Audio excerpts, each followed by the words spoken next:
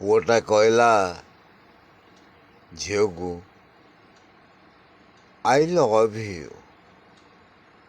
ଝିଅଟା ତାର ବି ମନ ଥିଲା ସେ ପୁଅ ପ୍ରତି, ତାକୁ କହିଲା ଆଇ ଲଭ୍ ୟୁ ଟୁ। ଉଭୟଙ୍କ ଭିତରେ ପ୍ରେମ ହେଲା।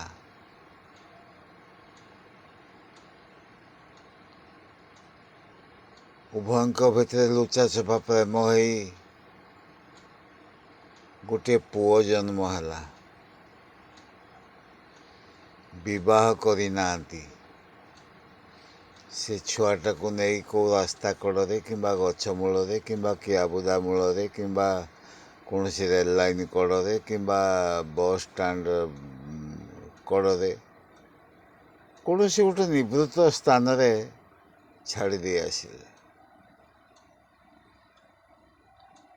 ସେ ଯେଉଁ ଜାତି ହେଉନା କାହିଁକି, ତାକୁ ଯିଏ ପାଇଲା ସିଏ ନେଇ ପାଳି ପୋଷି ମଣିଷ କଲା। ତାର ଜାତି କ'ଣ ହବ?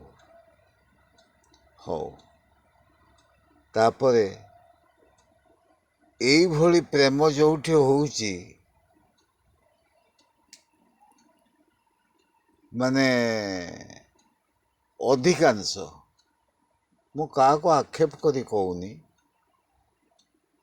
କେତେକ ଜାଗାରେ ଏଇଭଳି ପ୍ରେମ ହେଇ ଏଇ ପ୍ରକାର ଶିଶୁର ଜୀବନ ନଷ୍ଟ କରାଯାଉଛି। ସେ ଶିଶୁଟି କେଉଁ ଜାତିର ହବ? କ'ଣ ଆପଣମାନେ ବିଚାର କରିବେନି?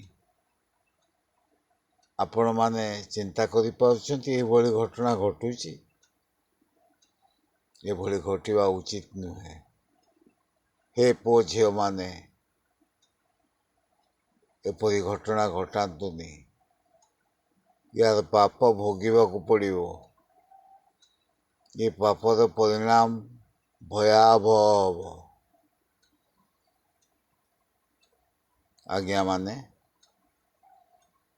ସେୟାର କରିବେ, ଲାଇକ୍ କରିବେ, କମେଣ୍ଟ ଦେବେ। ରହୁଛି ଆଜ୍ଞା, ନମସ୍କାର।